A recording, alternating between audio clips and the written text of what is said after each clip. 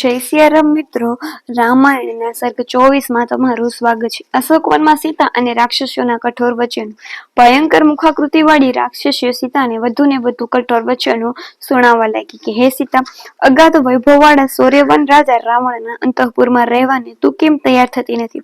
તારી યુવાની વેડફાઈ રહે છે. તું વાટિકામાંથી કદીએ પાછી જઈ શકવાની નથી, માટે તું હવે રામની આસક્તિ નહીં રાખ. રાવણનો પતિ રૂપે સ્વીકાર કર, યથેચ્છ વિહાર કર. રામ તો રાજ્યની પષ્ટ થયેલા છે, તેણે કોઈ પણ કાર્ય સિદ્ધ કર્યું નથી.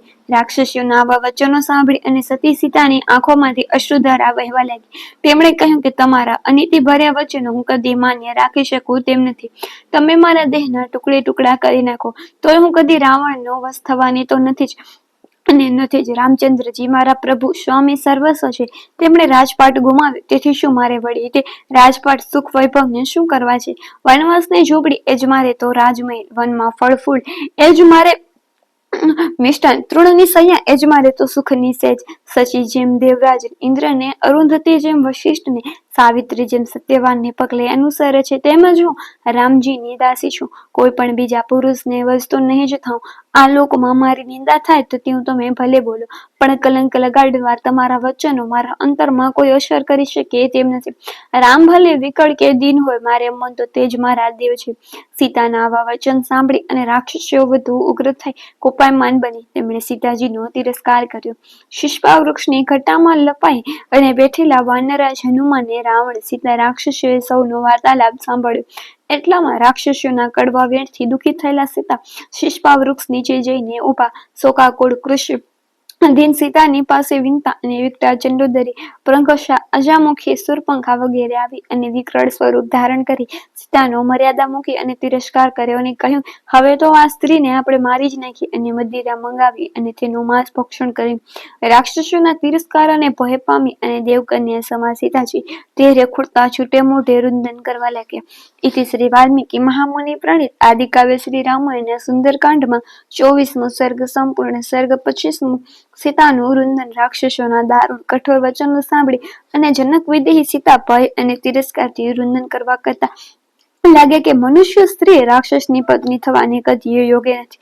તમે મને સુખેથી કાપી નાખી મારું ભક્ષણ કરો, પરંતુ હું તમારું કહ્યું માનવાની નથી. રાવણે પણ તિરસ્કાર કરેલો હોવાથી શોક પીડિત સીતા કદી શાંતિ મેળવી શકે નહીં. તેઓ થરથર કાંપતા હતા. સીતાજી વૃક્ષ તણે પુષ્પયુક્ત શાખાઓનું શરણ મેળવી અને શોકાત્મક થઈ અને ઉભા રહ્યા. તે તો રામચંદ્રજીના ચિંતનમાં જ મગ્ન હતા. તેમના નયનોમાંથી વહેતી અશ્રુધારા તેમના સ્તનો ભીંજાતા હતા. તેમનું મુખ કમળ નિશ્ચિત થઈ ગયું અને તેઓ પૃથ્વી પર પટકાઈ પડ્યા. દેવદેવીઓને પ્રાર્થના કરતા સીતાજી કહેવા લાગ્યા કે હે દેવતાઓ દેવીઓ, હું અનેક વિટંબણાઓમાં ઘેરાઈ ગઈ છું. કોઈ મને બચાવી શકે તેમ નથી. ઉગરવાનો કોઈ આરો નથી. મારા પૂર્વજન્મના પુણ્યો ખૂટી ગયા લાગે છે. હવે હું દિન અનાથ થઈ અને મરી જઈશ. રામના વિયોગમાં હવે હું ચાચું જીવી શકું તેમ નથી. મારે આ બધા કઠોર દુઃખો સહેવાનો વખત આવ્યો છે, તેથી હું જીવવાનો અંત આણું તે જ યોગ્ય છે. પણ ઈચ્છિત મૃત્યુ પણ ક્યાં મળે છે? અરે આ તે કેવું દુઃખ કે ઈચ્છા પ્રમાણે દેહ પણ પાડી શકાય નહીં. હે રામ, હે લક્ષ્મણ, હે સાસુજી, કૌશલ્યા, સુમિત્રા, અકાળે માંગ્યો મોત પણ મળતું નથી. હું તો રાક્ષસ રાજ રાવણ અને રાક્ષસોના હવાલે પડી છું. પણ જેઓ રઘુનાથના દર્શન કરતા હશે તે ધન્ય થતા હશે. હું તો દારૂણ દુઃખમાં ઘેરાઈ ગઈ છું. ધિકાર છે મારા જીવિત રહે કે સ્વેચ્છાએ મરણને પણ નોતરી શકાતું નથી. ઇતિ શ્રી વાલ્મીકી મહામુનિ પ્રણીત આદિકાવ્ય શ્રી રામાયણના સુંદરકાંડમાં 25મો સર્ગ સંપૂર્ણ. સર્ગ 26મો. સીતાનો વિલાપ. રાક્ષસકુળ તથા લંકાનો અભિપાસ. જનકસુતા પુનઃ પુનઃ વિલાપ કરવા લાગ્યા. શૂન્ય મનસક થઈ અને ધરતી માતાને ખોળે આડોટવા લાગ્યા. સતી શિરોમણી વિલાપ કરતા કહેવા લાગી કે અરે રે, દુરાત્મા રાવણ મને હરણ કરી અને અહીં લાવ્યો. રોતી કરતી હું અહીં આવી. અહીં હું રાક્ષસીઓને પનારે પડી. જેનો મારે તિરસ્કાર કરવો જોઈએ તે રાક્ષસીઓ મારો તિરસ્કાર કરે છે અને દારૂણ વચનો કહે છે. આ બધું હું મૂંગે મોઢે સહન પણ કરું છું. મારું હૃદય કેટલું પથ્થર જેવું થઈ ગયું છે. મારા જીવિતને ધિકાર છે. રાવણને હું ડાબો પગ સુદ્ધા નહીં અડાડું. તેનો પ્રેમ તો કેમ કરું? મને તેનો આટલો તિરસ્કાર કર્યો તો પણ તે મુખને શાન આપતી નથી. તે પોતાનો કુળની આબરૂને પણ ગણકારતો નથી. રાજા તરીકે પોતાની માન મર્યાદાનું તેને ભાન સરખું નથી. તે રાક્ષસ્યો તમે રાવણ પાસેથી ઇનામ લેવા માટે કેન કેન પ્રકારે મારી નાખવા માંગો છો તો વિલંબ કેમ કરો છો? રાહ સાની જુઓ છો? હમણાં ને હમણાં જ મને મારી નાખો અને મારા ટુકડા કરી નાખો. હું કદી પણ રાવણનો સ્વીકાર કરવાની નથી. મારા નાથ રામચંદ્રજી લોકપ્રિય છે, બુદ્ધિશાળી, સદાચરણી અને દયાળુ છે. તેમને એકલાને જનસ્થાનમાં મહાન રાક્ષસો અને 14,000 રાક્ષસોનો નાશ કર્યો તો પછી એક મારું રક્ષણ કેમ કરતા નથી? શું કારણ હશે? હું અહીં છું પણ તેની કદાચ તેમને ખબર પણ નહીં હોય. નહીં તો તે મારા હરણનું અપમાન સાંખી લે ખરા કે? ગૃધરાજ જટાયુ પર રાવણને હાથે યુદ્ધમાં હણાયો છે. ગૃધરાજે વૃદ્ધ હોવા છતાંય મોટું પરાક્રમ કર્યું હતું. તેણે પણ મારા સમાચાર રામજીને આપ્યા હશે. તેનો પણ રાવણે નાશ કર્યો. હું અહીં બંદીવાન છું તેની જાણ થઈ જાય તો તેમણે પોતાના દિવ્ય બાણો વડે રાક્ષસોનો નાશ કર્યો હોત. હે રાક્ષસીઓ, રામ લક્ષ્મણની નજરે ચડ્યા પછી રાવણ પળભર પણ જીવી શકે નહીં. તેઓ લંકાને સ્મશાન ભૂમિ બનાવી દેશે. આ બધા વૈભવોની છોડો પલકવારમાં વિરામ પામશે. રાવણ તેને શરણે થવા માટે મારો જે સમય નક્કી કર્યો છે એ પણ હવે તો પૂરો થવા આવ્યો છે. હું શું પતિ વિના એકલપણે જ પરલોકમાં વિધાવીશ? માંસ ભક્ષણ કરનાર રાક્ષસો ધર્મને તે શું જાણે? રાવણના અધર્મથી અહીં એટલો તો ઉત્પાત થશે કે રાક્ષસોનો તો નામ નિશાન નહીં રહેશે. રાવણે કપટ કરી અને મારું હરણ કર્યું તેમ રામ લક્ષ્મણે પણ મારી તો નહીં જ નખાવ્યા હોય. હવે આ સ્થિતિમાં જીવવા કરતા તો મૃત્યુ વહાલું કરવું જ સારું છે. રાવણના ક્રૂર પંજામાંથી છૂટવાનું હવે અશક્ય જણાય છે. હવે તો મારે પ્રાણ ત્યાગ કરવો જ રહ્યો. ઇતિ શ્રી વાલ્મીકી મહામુનિ પ્રણીત આદિકાવ્ય શ્રી રામાયણ સુંદરકાંડમાં 26મો સર્ગ સંપૂર્ણ. સર્ગ 27. ત્રિજટાનું સ્વપ્ન. રાક્ષસ કુળના વિનાશના ચિહ્નો. સીતા માતાએ પ્રાણ ત્યાગનો આમ દ્રઢ નિર્ધાર કર્યો. સીતાજીના નિર્ણયથી ક્રોધિત થયેલી કેટલીક રાક્ષસીઓ દુષ્ટ રાવણને સમાચાર આપવા વીજળી વેગે પહોંચી ગઈ. ત્યાં બાકી રહેલી રાક્ષસીઓ સીતાજીને પુનઃ કડવા વેણ કહેવા લાગી કે હે પાપી નિર્ણયવાળી અનાર્યા, હવે તો આજે તમે મારા માંસનું આનંદથી ભક્ષણ કરીશું. રાક્ષસીઓ ચિત્ર વિચિત્ર હાવભાવોથી સીતાજીને ડરાવતી અને ધમકાવતી હતી. એવામાં એક ત્રિજટા નામની વૃદ્ધ રાક્ષસી સફાળી બેઠી થઈને અને કહેવા લાગી કે હે દુષ્ટાઓ, પાપીણીઓ, તમારા શરીરને કાપી અને તેનું ભક્ષણ કરો. આ દશરથ રાજાની પુત્રવધુ અને જનક વિધિને તો હું બેઠી છું ત્યાં સુધી તમે વાળ પણ વાંકો નહીં કરી શકશો. તમને ભલે આશ્ચર્ય થાય પણ તે સાચું છે. સાંભળો, આજે રાતે મને સ્વપ્ન આવ્યું છે જેથી સીતાના રામનો ઉદય થશે અને રાક્ષસોનો વિનાશ થશે. વૃદ્ધ ત્રિજટાના આ શબ્દો સાંભળી અને સર્વ રાક્ષસીઓ ડરતા ડરતા કહ્યું કે તને આજે કયું અને કેવું સ્વપ્ન આવ્યું તે અમને કહે. પ્રાતઃકાળે પોતાને આવેલા સ્વપ્નની વાત કરતા ત્રિજટા કહેવા લાગી કે હે રાક્ષસીઓ, સાંભળો. હાથી દાંતના સહસ્ત્ર ઘોડાઓથી જોડેલા દિવ્ય વિમાનમાં બેસી લક્ષ્મણ સહિત રામચંદ્રજી અહીં લંકામાં આવ્યા. સીતાને મેં શ્વેત વસ્ત્ર ધારણ કરી પર્વત પર બેઠેલી જોઈ. રામ સીતાનો મેળાપ થયો. રામ પોતાના ભાઈ લક્ષ્મણ અને સીતા સહિત પુષ્પક વિમાનમાં બેસી અને ઉત્તર દિશામાં ગયા. આ સ્વપ્ન પરથી મને તો એમ લાગે છે કે જો તમે સીતાને વધુ ને વધુ પીડા આપશો તો ક્રોધિત રામ તમામ રાક્ષસોની સાથે તમારો પણ નાશ કરી નાખશે. ત્રિજટાના સ્વપ્નની કહાણી સાંભળી અને બધી રાક્ષસીઓ અત્યંત ભય પામી તેને કહેવા લાગી કે તે સ્વપ્નનું ફળ કહ્યું પણ વૃત્તાંત તો કહ્યું જ નહીં. ત્યારે ત્રિજટાએ કહ્યું કે રામજી શ્વેત વસ્ત્રો ધારણ કર્યા હતા. શ્વેત પર્વત પર બેઠેલી સીતાનો મેળાપ થયો. પછી મેં રામ લક્ષ્મણને 14 દંતશૂળ વાળા શણગારેલા હાથી પર આરૂઢ થયેલા દીઠા. તેમણે શ્વેત ફૂલમાળાઓ ધારણ કરી હતી. સીતા પણ રામના ખોળામાં સૂતેલા હતા. પછી તેમણે ઊભા થઈ અને સૂર્ય ચંદ્રનું માર્જન કરી પછી ગજરાજને લંકાના દરવાજામાં આવી અને ઉભેલા દીધા. પછી 8 શ્વેત બળદવાળા સુવર્ણ રથમાં બેસી અને 3 જણા લંકામાં પધાર્યા. પછી તેમને ઉત્તર દિશામાં પુષ્પક વિમાનમાં પ્રયાણ કરતા દીઠા. રામ એટલા બધા તેજસ્વી હતા કે તેમને દેવો, રાક્ષસો કે અસુરો પણ જીતી શકે તેમ નથી. પછી સ્વપ્નમાં મેં રાવણને વિચિત્ર હાલતમાં જોયો. તેણે આખા ડીલે તેલ ચોળેલું હતું. રાતા વસ્ત્રો અને રાતા ફૂલોની માળા ડોકમાં પહેરી હતી. મસ્તક બોળું હતું. તેને મદિરાપાન કરેલી હાલતમાં પુષ્પક વિમાનમાંથી પડતો મેં જોયો. તે નીચે પડતા જ એક સ્ત્રીને ખેંચી અને કાળા વસ્ત્રો પહેરાવી અને 4 ગધેડા જોડેલા રથમાં બેસાડ્યો. ઉભો તે રથમાં નૃત્ય કરતો હતો. ગાડાની જેમ વારંવાર હાસ્ય કરતો હતો. તે પછી તે ગધેડા પરથી ગબડી પડ્યો. ઘોર નરક જેવા ખાડામાં પડ્યો. કુંભકર્ણને પણ મેં એવી સ્થિતિમાં દીઠો. રાવણના તમામ પુત્રોને પણ મેં મુંડેલા, મસ્તકવાળા અને શરીરે તેલ ચોળેલા દીઠા. તે બાદ મેં રાવણને વરાહ પર તેના પુત્ર ઇન્દ્રજીતને ચલાવતા બળદ પર અને કુંભકર્ણને ઊંટ પર બેઠેલા જોયા. તે સૌ દક્ષિણ દિશામાં જતા હતા. તે પછી તમામ રાક્ષસોમાં માત્ર વિભીષણને મેં શ્વેત વસ્ત્ર પરિધાન કરેલો, શ્વેત ચંદન અર્ચિત કરેલો અને શ્વેત પુષ્પમાળા ધારણ કરેલો જોયો. લંકાના સર્વે રાક્ષસોને મેં રક્ત વસ્ત્ર અને રક્ત પુષ્પમાળા પહેરી અને તેલ પાન કરતા જોયા. રાક્ષસોના ખડખડાટ હાસ્ય કરતી તે રાક્ષસીઓ, હવે તમે જુઓ કે સીતારામને મળે છે કે નહીં. હે રાક્ષસીઓ, તમે સતી સીતાને ઘણો તિરસ્કાર કર્યો છે, પણ હવે તે આ બધા દુઃખોમાંથી મુક્ત થશે, ઉત્તમ સુખ મેળવશે. તમે સીતાને પ્રાર્થના કરો કે જેથી તમને ક્ષમા આપશે, તમારા પર દયા કરશે. હવે તમારે તેને કઠોર વચનો કહેવા નહીં અને તેને પગે લાગો. સીતા મહાન ભયમાંથી પણ આપણું રક્ષણ કરવાને સમર્થ છે. તેના અંગોમાં એક શાસ્ત્રની સિદ્ધ ચિહ્ન નથી, તેના અંગોમાં તો શ્રેષ્ઠ સામૂહિક ચિહ્નો જ છે. હવે રઘુનાથનો વિજય અને રાવણનો વિનાશ નજીક આવેલો દેખાય છે. જુઓ, સીતાનું વામ નેત્ર ફરકે છે, તેથી થોડા વખતમાં સીતાનું પ્રિય થશે. સીતાની વામ ભુજા પણ ફરકે છે, વામ જગ્ગા પણ ફરકે છે. આ બધા મંગલ ચિહ્નો છે. હવે તેના સ્વામીનાથ રામ સમીપમાં આવી પહોંચશે. આ વૃક્ષની શાખા પર પોતાના માળામાં પ્રવેશ કરવા પંક્ષીઓ પણ વારંવાર મધુર કલરવ કરતા હોય સીતાનું મનનું સાંત્વન કરતા અને રામજીના આગમનની વધામણી આપતા જણાય છે. ત્રિજટાના સ્વપ્નમાં વૃત્તાંત અને ફળને એક ધ્યાનથી સાંભળી રહેલા સીતાજી મારા નાથનું વિજય થશે એમ માની અને હર્ષ પામી અને કોમળ વાણીથી બોલ્યા કે જો તમારું કહેવું સાચું પડશે તો હું તમારું બધાનું રક્ષણ કરીશ. ઇતિ શ્રી વાલ્મીકી મહામુનિ પ્રણીત આદિકાવ્ય શ્રી રામાયણના સુંદરકાંડનો 27મો સર્ગ સંપૂર્ણ. સર્ગ 28મો. શોકાતુર સીતાનો અંતિમ વિચાર. લંકા નરેશ રાવણ અને રાક્ષસીઓના અયોગ્ય વચનો સાંભળી અને મહાસતી સીતાજી રામજીની સ્મૃતિ તાજી કરી અને અતિશય ત્રાસ પામ્યા. તેઓ ખૂબ વિલાપ કરતા હતા. તેમણે પ્રાણ ત્યાગ કરવાનો નિર્ણય કર્યો હતો, પણ કાળ ખૂટે ત્યારે જ જીવનનો અંત આવે છે. તેને એવો વિલાપ કરતા કહેતા હતા કે વળી તેઓ કહેતા કે જો એમ ન હોત તો આટલો તિરસ્કાર પામવા છતાં હું અહીં શા માટે જીવતી રહી છું. ખરેખર મારું હૃદય પાષાણવત છે, નહીં તો તેના ટુકડે ટુકડા કેમ થતા નથી. એમ કરો તો મને આત્મહત્યાનો દોષ નહીં લાગશે. આમે દુષ્ટ રાવણને હાથે તો મારે મરવાનું છે, તો પછી પોતે મરવું શું ખોટું છે.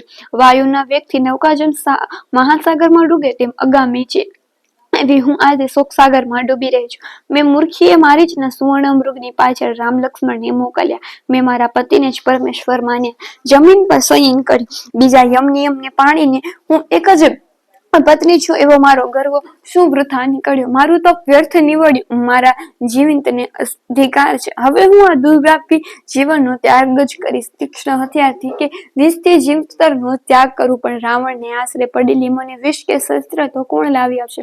આમ સીતાજી દેહ ત્યાગ કરવા માટેના અનેક વિચારો કર્યા. અંતે તેમની નજર પોતાની વેણી ચડી. ઠીક છે, એ વેણીનો મારે ગળે ફાંસો ખાય અને હું યમલોકમાં જઈશ. હે રામચંદ્રજી, તમારાથી વિખૂટી પડતા મારી હાલત કફોડી થઈ ગઈ છે. હવે મારો મેળાપ થશે એવી મારી આશા મેં છોડી દીધી છે. હવે મારું જીવન ટકી શકે તેમ નથી. મારા મૃત્યુ બાદ તમારો વનવાસ પૂરો થયા બાદ તમે અયોધ્યા જઈ અને તમને મનપસંદ સ્ત્રી સાથે લગ્ન કરી અને નિત્ય વિહાર કરજો. ચિરકાળ સુધી મારું હૃદય તમારા નામનું રટણ કરશે. તમારો વિયોગ વેઠી નહીં શકવાની. હવે હું મારા પ્રાણનો ત્યાગ કરું છું. સીતાજી પોતાની વેણીનો ફાંસો ગળામાં નાખી દેહ પાડવાનો નિર્ણય કર્યો ખરો, પણ તેઓ પોતાના વિચાર અમલમાં મૂકે તે પહેલા જ તેના અંગોમાં ઉત્તમ સુખનો થવા લાગ્યા. પૂર્વ પણ તેનો આવા સુખનો થયા હતા જે સત્ય ઠર્યા હતા. ઇતિ શ્રી વાલ્મીકી મહામુનિ પ્રણીત આદિકાવ્ય શ્રી રામાયણના સુંદરકાંડનો 28મો સર્ગ સંપૂર્ણ. સર્ગ 29મો. સીતાજીને થયેલા શુભ સુકન. અતિ વ્યથિત દિનખીન થયેલા સીતાજી વૃક્ષથી શાખાને પકડીને ઉભા હતા. તેમને જાત જાતના શુકનો થવા માંડ્યા. તેમનું ડાબું નેત્ર, ડાબી ભુજા, જાંઘ વગેરે ફરકવા લાગ્યું. જાત જાતના તેમનું પીળું ઉપવસ્ત્ર પણ ખંભા પરથી સરકી અને ભાવિના મંગળનું સૂચન કરવા લાગ્યું. તેમણે આજે અતિહર્ષ થયો. તેમનું નિશ્ચિત મુખકમળ રાહુથી મુક્ત થયેલા ચંદ્રની પેઠે શોભા રહ્યું. શુભ સુકન થવાથી તેમના મનોકામના સર્વે શોખીનતા દૂર થઈ ગયા. ચહેરો પ્રસન્ન થયો. જેમ પૂર્ણિમાનો ચંદ્ર રાત્રિને શોભિત કરે છે તે જ રીતે મહાસતી સીતાજીનું મુખમંડળ શોભવા લાગ્યું. ઇતિ શ્રી વાલ્મીકી મહામુનિ પ્રણીત આદિકાવ્ય શ્રી રામાયણના સુંદરકાંડનો 29મો સર્ગ સંપૂર્ણ. સર્ગ 30મો. સીતાને શી રીતે મળવું તે વિશે હનુમાનનો વિચાર અને નિશ્ચય. વૃક્ષની ઘટામાં છુપાઈને બેઠેલા હનુમાનજી સીતાજીને કરુણ વિલાપ સાંભળ્યો હતો. ત્રિજટાના સ્વપ્નનું વૃત્તાંત, રાક્ષસોએ સીતાનો કરેલો તિરસ્કાર વગેરે પણ સાંભળ્યા હતા. રાવણ અને રાક્ષસોની ધમકી પણ સાંભળી હતી. તેઓ રામવિયોગી સીતાજીને જોઈ રહ્યા હતા. સીતાજીને વૃક્ષને સહારે ઉભેલા નિહાળે કપિશ્રેષ્ઠ હનુમાનજી અનેક પ્રકારના વિચારો કરવા લાગ્યા. જે સીતાજીને શોધવા હજારો વાનરો ચારે દિશામાં ફરતા હતા તે સતી પોતાની નજીક હતા. હનુમાને ગુપ્ત વેશમાં અનેક સાહસો કરી અને રાવણના ઐશ્વર્ય રાજની જાહોજલી રાક્ષસોના બળ વગેરે જોયા હતા. હમણાં રામજીના પત્ની સીતાજી અને પતિના દર્શન માટે તલસી રહ્યા હતા. તેમને મારે આશ્વાસન આપવું જોઈએ એવો વિચાર તેઓ કરતા હતા. જો તેમને રામચંદ્રજીના સમાચાર અને આશ્વાસન આપ્યા વિના પાછો જઈશ તો મોટો અનર્થ થશે, કારણ કે તેમણે સીતાજીના દેહ ત્યાગનો સંકલ્પ સાંભળ્યો. પરંતુ રાક્ષસોની હાજરીમાં કંઈ જ થઈ શકે તેમ નહોતું. હજી રાત્રિ પૂરી થઈ નહોતી. સવાર થતા પહેલા જો સીતાજીના આશ્વાસનના શબ્દો કહું તો તેઓ આત્મહત્યાનો વિચાર માંડી વાળશે અને સીતાજીનો સંદેશો લીધા વિના જો રામજી પાસે પાછો ફરું તો ગુસ્સે થશે અને મારી હત્યા કરશે. તેથી હમણાં મારે આ વૃક્ષ પર જ બેસી રહેવું જોઈએ. વળી અહીં સીતાજીના રક્ષણ માટે પણ મારે રહેવું પડશે. પછી તક મળતા જ હું સીતાજી સમક્ષ પ્રગટ સ્વરૂપે હાજર થઈ અને તેમને આશ્વાસન આપીશ. હાલ તો હું વંચર સ્વરૂપે છું. મનુષ્યની વાણી હું વિવેકપૂર્વક ઉચ્ચારીશ, પણ મારી સંસ્કૃત ભાષાથી સીતાજી મને રાવણનું કપટયુક્ત સ્વરૂપ સમજશે. જો હું વાનર સ્વરૂપ મનુષ્યની વાણી બોલીશ તો સીતાજી ભય પામશે. તેથી મારે અવધ ભાષામાં જ બોલવું પડશે. પણ રાક્ષસીઓના કદાચ અનેક જાતના આયુધો ધારણ કરી અને ઘેરી વળશે. મને પકડી અને બંદી બનાવશો તો પછી મારાથી સીતાજીને સ્વાન આપી શકાશે નહીં. માટે હું તો આ વૃક્ષ પર જ બેસી અને રામજીના ગુણોનું સંકીર્તન કરીશ કે જેથી જેમનું ચિત્ત રામચંદ્રમાં જ આસક્ત થઈ રહ્યું છે તેથી સીતાજી લેશ પણ ભય પામશે નહીં. રઘુનાથજીના પ્રતિવચનનું હું મધુર વાણી તેને સંભળાવીશ. સાંભળતા જ તેઓ મને રામજીના દૂત સમજી અને કઈ શંકા લાવશે નહીં. પછી મહાવીર હનુમાનને વૃક્ષની ઘટામાં બેઠા બેઠા સત્ય વચન ઉચ્ચારવા લાગ્યા. ઇતિ શ્રી વાલ્મીકી મહામુનિ પ્રણીત આદિકાવ્ય શ્રી રામાયણના સુંદરકાંડનો 30મો સર્ગ સંપૂર્ણ. સર્ગ 31મો. હનુમાનની ગાયેલી રામકથા. આવા અનેક વિચારો કરતા કરતા કપિશ્રેષ્ઠ વૃક્ષ પરથી જરાક નીચે ઉતર્યા. સીતાજીની પાસે આવે. સીતાજી એકલા જ સાંભળે તે પ્રમાણે તે મધુર વચન કહેવા લાગ્યા.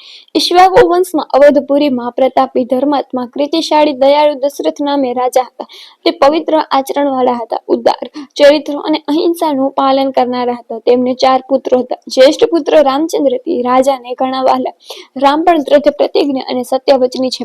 પોતાના સત્યવાદી પિતાનું વચન પાલન કરવા માટે તેઓ પોતાના પતિવ્રતા સીતાજી સાથે લઘુબંધુ લક્ષ્મણ સાથે 14 વર્ષ માટે વનવાસ માટે દંડાકારણ્યના વનમાં આવ્યા છે. તેમને આ વનમાં અનેક મોટા શક્તિશાળી રાક્ષસ અને જનસ્થાનમાં 14,000 રાક્ષસોનો એકલે હાથે સંહાર કર્યો છે. તે પછી લંકાના રાજા રાવણ ક્રોધે ભરાઈ અને માયાવી મૃગરૂપે તેમના દેવી સમા પત્ની સીતાજીનું હરણ કર્યું અને તેમને લંકા લઈ ગયું. સીતાના વિરહથી અત્યંત દુઃખી થયેલ રામ અને તેમના ભાઈ લક્ષ્મણ વને વન ખૂંદી વળ્યા, છતાં તેમને સીતા મળ્યા નહીં. તેમને વાનરરાજ સુગ્રીવ સાથે મૈત્રી થઈ. સુગ્રીવનો ભાઈ વાલી ખૂબ દુષ્ટ હતો એટલે રામચંદ્રજી વાલીનો વધ કરી અને તેનું રાજ્ય સુગ્રીવને સુપરત કર્યું. તે જ રીતે સુગ્રીવે મિત્ર ભાવે રામજીના કાર્ય માટે પ્રવૃત્ત થયા. સીતાજીની શોધ માટે સુગ્રીવે સેંકડો વાનરોને ચારે દિશામાં મોકલ્યા. તેમનામાં એક હું છું. ગૃધરાજ સંપાતિના કહેવાથી 100 યોજન સમુદ્ર પાર કરીને હું અહીં આવ્યો છું. રામજી સીતાજીનું જે વર્ણન મને આપ્યું હતું અને જેવા જ લક્ષણ કયા હતા તેવા જ રંગરૂપ લક્ષણો વાળા સાત્વી સીતાજી તમે છો. પરિશ્રમે અંતિમ મને તમારા જ આજે દર્શન થયા છે. હું ધન્ય થયો છું. નક્કી તમે જ સીતા માતા છો. આમ કહી હનુમાનજી મૌન સેવી. હનુમાને ગાયેલી રામકથાનું શ્રવણ કરી સાનક્ષચકિત થયેલા સીતાજી જ્યાંથી અવાજ આવતો હતો તે દિશામાં ચારે બાજુ જોયું તો શીશપા વૃક્ષ પર લપાઈને બેઠેલા હનુમાન તેમને દેખાવ. ઇતિ શ્રી વાલ્મીકી મહામુનિ પ્રણીત આદિકાવ્ય શ્રી રામાયણના સુંદરકાંડનો 31મો સર્ગ સંપૂર્ણ. સર્ગ 32મો. સ્વામી રામચંદ્રજીની રામકથા સાંભળી અને સતી સીતાજી પિંગળ વર્ણવાળા હનુમાનજીને જોયો. તે જોઈ અને સીતાજી મનમાં વિચારી રહ્યા કે આ વાનર તો ખરેખર પ્રચંડ અને ડરામણો લાગે છે. તે કોણ હશે? એમ બોલતા બોલતા ભયગ્રસ્ત સીતાજી મૂર્છા પામ્યા. પછી સ્વચ્છ થતા સીતાજી જિજ્ઞાસાપૂર્વક નિહાળવા લાગ્યા કે અશોકના ફળ જેવા શોભાયમાન સુવર્ણ સમાન નેત્રધારી પીળા વર્ણના શ્વેત વસ્ત્ર ધારણ કરનારા હનુમાન સીતાને નમ્રતાથી બેઠેલા જોયા તો વિચાર કરવા લાગ્યા કે અહો, એનું વાનર રૂપ તો અતિ ભયંકર છે. મન વડે મોહિત થયેલા અને દુઃખ સતપ્ત સીતા કરુણ સ્વરે વિલાપ કરવા બોલ્યા કે હે રામ, હે લક્ષ્મણ, અરે આ તે હું સ્વપ્ન જોગ છું કે સત્ય? તેમણે હનુમાનને જોયા તો તેમનું મુખ વાંકું અને વિશાળ હતું. ઇન્દ્રનું વ્રજ વાગાથી તેમનું મોં વાંકું થઈ ગયું હતું. તેમના જોઈને સીતાજી અતિ દુઃખી થયા, જાણે તેમના પ્રાણ ચાલ્યા ગયા હોય તેમ વિચારવા લાગ્યા કે અરે, આજે મેં ઘણું ખરાબ સ્વપ્ન દીઠું. સ્વપ્નમાં વાનર દેખાય તેને અપશકુન ગણે છે, તેનું ફળ અશુભ મળે છે. માટે રામ, લક્ષ્મણ અને મારા પિતા જનક રાજા જ્યાં હો ત્યાં કુશળ હજો. દુઃખ અને શોકથી મને નિંદ્રા આવતી નથી. તો પછી સ્વપ્ન હોય જ ક્યાંથી? પછી સ્વપ્ન ક્યાંથી? હું તો મનમાં રાત દિવસ રામ રામનું જ રટણ કરતી રહું છું. તેથી મને રામ કથાના ભણકાર વાગે છે. રામમાં જ ભાવ રાખું છું, તેમને જોઉં છું. તે તેમની જ કલ્પના હશે, પણ ના ગમે તેમ પણ મારી સામે બેઠેલા આ તો વાનર રાજ છે. તે વાનર હોવા છતાં મનુષ્યની વાણી બોલે છે, તો મારે શું સમજવું? વાચસ્પતિ, અગ્નિદેવ, ઇન્દ્ર વગેરે પ્રણામ કરી અને હું તેમને પ્રાર્થના કરું છું. આ વનવાસી કપિએ જે કંઈ કર્યું તે સત્ય થાવ. ઇતિ શ્રી વાલ્મીકી મહામુનિ પ્રણીત આદિકાવ્ય શ્રી રામાયણ સુંદરકાંડનો 32મો સર્ગ સંપૂર્ણ. સર્ગ 33મો. હનુમાન સીતાની પરસ્પર વાતચીત. સીતાજીની મુખમંડળ ના હાવભાવ પરથી અને સંદેહ પરથી હનુમાનજી શિશપા વૃક્ષની નીચલી ડાળીએ આવી અને સીતાજી સામે તેમણે પ્રણામ કર્યા. હાથ જોડીને તેઓ કહેવા લાગ્યા કે હે કમળ નયના, પવિત્ર આચરણ વાળા, મલિન વસ્ત્રો ધારણ કરનાર દેવી, તમારી આંખોમાંથી અશ્રુધારા વહે છે. તમે કોણ છો? તમારી જાતિ કઈ છે? દેવ, અસુર, નાગ, ગંધર્વ, યક્ષ કે રાક્ષસ કે કિન્નર જાતિમાંથી કઈ જાતિ ન છો? હે સુમુખી, તમે રુદ્રોના કે મરુદ ગણોના છો કે હે સુંદરી, તમે આકાશમાંથી ખરી પડેલી રોહિણી છો? શા કારણે આટલો બધો વિલાપ કરો છો? તમે કોના પત્ની છો? આ વૃક્ષ પરથી મેં બધું જ સાંભળ્યું. તમે વારંવાર જે રાજાના નામનું રટણ કરો છો તે કોણ છે? એ રાવણ પંચવટીના દંડાકરણમાંથી બળજબરીપૂર્વક સ્વરૂપાન સીતાજીનું હરણ કરી લાવ્યો તે સીતાજી તમે તો નથી ને? તમારા શરીર પર રામચિહ્નો પરથી સીતાજીનું હરણ કરી લઈ આવ્યો છે. તો તમે કઈ રાજના પટરાણી અથવા તો રાજકન્યા છો? હે સ્ત્રી, તમારું કલ્યાણ થાવ. તમે રાવણે હરણ કરીને લાવેલા સીતા તો તમારું કલ્યાણ થાવ. તમે સાચું કહેજો કે તમે મહાત્મા રામચંદ્રજીના પત્ની સીતાજી જ છો. તમે મને મારું સઘળું વૃત્તાંત કહો. હવે સીતાજી નિર્ભય થયા. તેમણે કહ્યું કે હે કપિ શ્રેષ્ઠ, તમારું માનવું સાચું છે. હું મહાપરાક્રમ મર્યાદા પુરુષોત્તમ રામની ધર્મપત્ની સીતા છું. લગ્ન બાદ 12 વર્ષ સુધી મેં રામના અંતઃપુરમાં ઘણા સુખ વૈભવ ભોગવ્યા છે, પણ 13મું વર્ષ મારા માટે અત્યંત કષ્ટદાયક નીવડ્યું છે. હું દશરથ રાજાની જ્યેષ્ઠ પુત્રવધુ અને જનક રાજાની કુંવરી છું. રામચંદ્રના રાજ્યાભિષેકની તૈયારી થતી હતી ત્યારે રાજ્યાભિષેકની આગલી રાતે મારા સાસુ કૈકેયીએ મારા સસુર દશરથ રાજાને કહ્યું કે જો રામને રાજ્યાભિષેક થશે તો હું અંજળનો ત્યાગ કરી અને રામ વનવાસ જઈ અને 14 વર્ષ ગાળે, અને જે સાહિત્યથી રામનો રાજ્યાભિષેક થવાનો હતો તેના વડે મારા પુત્ર ભરતનો રાજ્યાભિષેક થાય. કૈકેયીના ક્રૂર અને અપ્રિય અઘટિત વચનો સાંભળી તથા ભૂતકાળમાં આપેલા 2 વરદાનો સંભાળી અને સત્ય વચનની મહારાજા દશરથ મૂર્છિત થઈને પડ્યા. પછી તેમણે વિલાપ કરતા જ્યેષ્ઠ પુત્ર રામચંદ્રજીને વનમાં જવાને કહ્યું. રામજી માટે પિતાનું વચન પાલ્ય અમૂલ્ય વસ્ત્રાભૂષણો ઉતારી અને રાજ્યનો ત્યાગ કરી વનમાં જવાને તૈયાર થયા. પતિના સુખે સુખી અને પતિના દુઃખે દુઃખી રહેનારી હું પણ વક્લ ધારણ કરી અને વનવાસ માટે તૈયાર થઈ. આ સાંભળી રામના નાના ભાઈ લક્ષ્મણ પણ વક્લ જટા ધારણ કરી રામ સાથે જવાને તૈયાર થયા. આમ અમે 3 જણા દંડાકરણ્યમાં ગયા અને પંચવટીમાં આશ્રમ બાંધીને રહેવા લાગ્યા. એકવાર મારા સ્વામી અને દિયર બહાર ગયા હતા ત્યારે લંકાના દુરાત્મા રાક્ષસરાજ રાવણે મારું હરણ કર્યું. હમણાં તો રાવણ મને 2 મહિના જીવિત રાખવાની ઉદારતા દાખવી છે. જો આ સમયગાળામાં રામજી મને લઈ નહીં જશે તો રાવણ મારો જીવ લે તે પહેલા હું જ દેહ ત્યાગ કરીશ. ઇતિ શ્રી વાલ્મીકી મહામુનિ પ્રણીત આદિકાવ્ય શ્રી રામાયણના સુંદરકાંડનો 33મો સર્ગ સંપૂર્ણ. સર્ગ 34મો. હનુમાનનું સીતાને આશ્વાસન. અતિ વિયોગ અને અતિ દુઃખથી પીડિત સીતાજીના વચન સાંભળી અને વાયુસુત હનુમાન તેમને સાંત્વના આપતા બોલ્યા કે હે દેવી, હું રામજીનો સેવક દૂત છું. તેમનો અંગત સંદેશો લઈ અને મારી પાસે આવ્યો છું. જનક વિદેહી રામચંદ્રજી અને લક્ષ્મણ ક્ષેમ કુશળ છે. તેમણે તમારી કુશળતા પૂછી છે. તમારો દિયર લક્ષ્મણ કે જે શોક સપત છે તેમણે તમને પ્રણામ કહેડાવ્યા છે. હનુમાને મુખ્ય આ સમાચાર સાંભળી સીતાજી તો હર્ષ વિભોર થઈ ગયા. તેમના હૃદયમાં આનંદનો ઓથ ઉછળ્યો. તેમણે હનુમાનને કહ્યું કે મેં હમણાં જ દેહ ત્યાગ કરવાનો નિર્ણય કર્યો હતો. કહેવત છે કે અણી ચૂક્યો 100 વર્ષ જીવે. સીતાજીના વચન સુણી અને હનુમાનજીએ ખૂબ આનંદ થયો. સીતાજી અને હનુમાનજીની ખૂબ વાતો કરી. હનુમાન સીતાને વધુ સમીપે ગયા. વળી સીતાજીના મનમાં શંકા જાગી. રખેને આ રાવણ તો નહીં હોય એવી શંકા પેદા થઈ. તેમણે મનમાં બબડ્યા કે અરે, મેવડિયાની સાથે ક્યાં વાત કરી, આ તો હનુમાન સ્વરૂપે આવેલો રાવણ છે. સીતાજી તો જમીન પર બેસી પડ્યા. તરત જ હનુમાન જનક સુતાને વાંકા વાળીને વંદન કર્યા. પરંતુ રાવણ હોવાની શંકાને કારણે તેમણે તો પવન સુત હનુમાન પણ જોયું સુધા નહીં. તેઓ મનમાં વિચારવા લાગ્યા કે પંચવટીમાં રાવણે કપટપૂર્વક આમ જ મારું હરણ કર્યું હતું. હું અહીં આવી ત્યારથી અત્યંત દુઃખી થઈ રહી છું. હે નરાધમ, તું તો મારી આશા હવે છોડી જ દે. ઉપવાસથી કૃષ્કાએ પડી થયેલી મને તો વારંવાર કષ્ટ આપે તે યોગ્ય નથી. વળી ઊંડો વિચાર કરતા સીતાજી સ્વસ્થ થઈને બોલ્યા કે ડરના માર્યા હું તો બોલી ગઈ. મારી શંકા કુશંકા કદાચ ખોટી પણ હોય. હે પવનસુત, તમે જો રામજીના સંદેશવાહક છો તો તમારું કલ્યાણ વાંચું છું. તમે રામચંદ્રજીના ગુણગાન ગાયા તેથી મારું અડધું દુઃખ હળવું થઈ ગયું. માટે મને પુનઃ રામજીની કથા સંભળાવો. આજનું આ સ્વપ્ન સાચું ઠર્યું છે. હું મારા નાથ રાઘવ અને લક્ષ્મણજીને જો હું જોઉં તો મને દુઃખ નહીં થાય. પણ હમણાં તો સ્વપ્ન પણ મારા દુશ્મન થઈ ગયા છે, પણ હું તેને હવે સ્વપ્ન ગણતી નથી.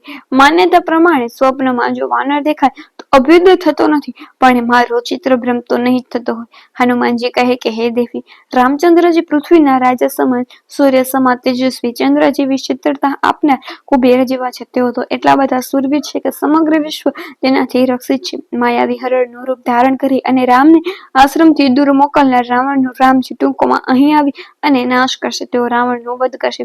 તમારા યુગમાં જુરતા રામજી તમને કુશળ કયા છે. માતાજી સુગ્રીવ નામનો વાનરા છે, રામજીનો મિત્ર છે, તેને પણ તમને કુશળ કહ્યા છે. રામ લક્ષ્મણ સુગ્રીવની ત્રિપુટી તમને અહર્નિશ યાદ કરે છે. રાક્ષસરાજ રાવણ ને આ ભયંકર રાક્ષસોની વચ્ચે રહેવા છતાં તમે જીવિત રહ્યા છો. હવે થોડા જ વખતમાં તમે રામ લક્ષ્મણ સુગ્રીવને જોશો.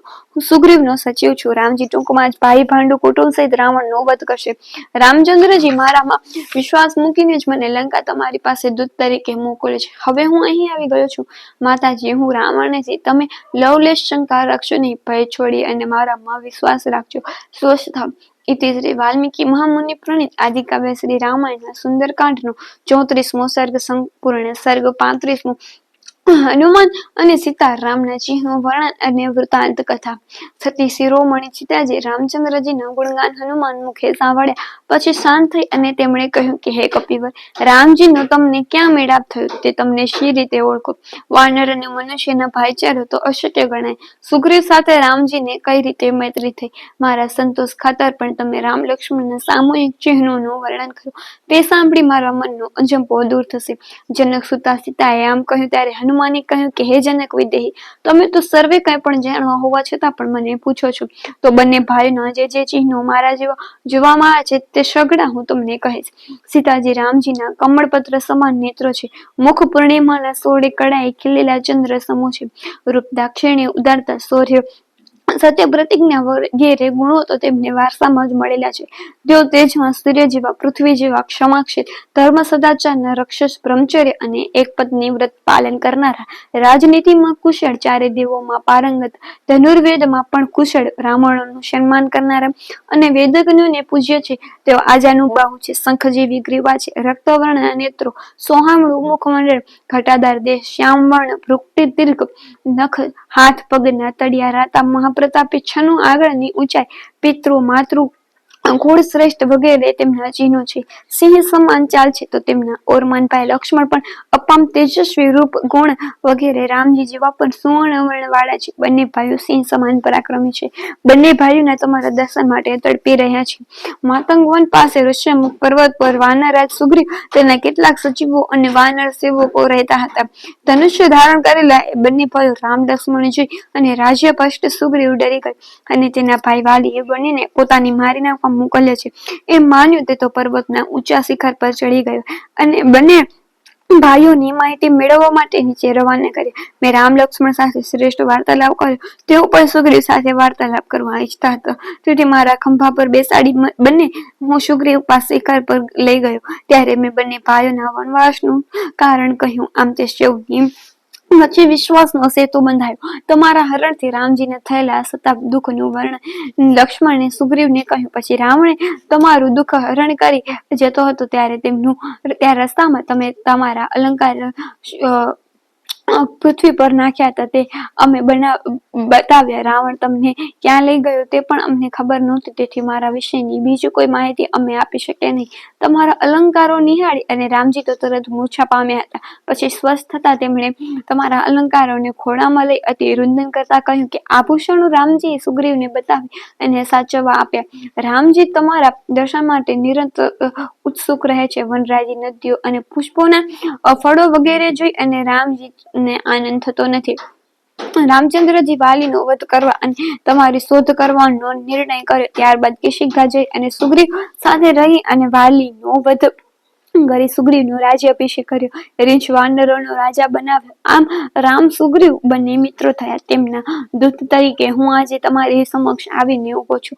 મારું નામ હનુમાન છે. કેશિકાના રાજા થયા પછી સુગ્રીવ મહાબળવાન અસંખ્ય વાનરોને ભેગા કર્યા છે અને તમારી શોધ માટે તેમને 10 દિશાઓમાં રવાના કરે છે. તમને ગમે ત્યાંથી શોધવા એવો નિર્ણય અમે સૌ વાનરોએ કર્યો છે. વાલી પુત્ર અંગદ પણ 3જા ભાગની સેના લઈ અને તમારી શોધમાં નીકળ્યો છે. લંકામાં રાત્રિના સમયે આવ્યો હોવાથી અત્ર તત્ર સર્વત્ર તમારી શોધ કરવા મને તકલીફ પડી નથી. રાવણના તમામ ભવનો, અંતઃપુરના ભવનો શોધી શ્રમિત થયેલો હું અશોક વાટિકામાં અંતે તમારા દર્શન પામ્યો છું. હવે હું તમારા શોક સંતાપને દૂર કરવા રામજીને મદદ કરીશ. મારો સમુદ્ર ઓળંગવાનો શ્રમ નિષ્ફળ નથી ગયો. હવે તમારી શોધનો સર્વ યશ મને મળશે. મારું જીવન ધન્ય થયું છે. હે સીતા માતા, તમે નિશ્ચય ભણજો કે રામજી રાક્ષસ રાજ રાવણના તેના પુત્ર બંધુ કુટુંબ સહિત નાશ કરશે જ. સીતાજી, હવે મારા જન્મની કથા સાંભળો. માલ્યવાન પર્વત પર મારા પિતા કેસરી રહેતા હતા. તેઓ એક દિવસ ગોકર્ણ પર્વત તરફ જતા તેટલામાં અને દેવોએ આજ્ઞા આપી કે સમુદ્રના પવિત્ર તીર્થમાં વસતા અને કેર વર્તતા સબસાદન નામના અસુરોનો તું નાશ કર. દેવોની આજ્ઞા થતા મારા પિતાએ સબસાદને માર્યો. મારો જન્મ વાયુથી થયો છે. મારી માતાનું નામ અંજના છે. હું વાયુસુતને નામે ઓળખાઉં છું. હે માતાજી, તમને મારામાં વિશ્વાસ બેસે તે માટે હું રામજીના સામૂહિક ચિહ્નો વર્ણવવા હવે તમને નાશ કરશે. હવે તમે કહો કે તમારી શી ઈચ્છા છે. ઓહો, હવે હું શું કરું? હવે મારે અહીંથી વિદાય થવું જોઈએ. ઇતિ શ્રી વાલ્મીકી મહામુનિ પ્રણીત આદિકાવ્ય શ્રી રામાયણના સુંદરકાંડનો 35મો સર્ગ સંપૂર્ણ. અહીં આ પાઠ પૂર્ણ થાય છે. જય સિયારામ.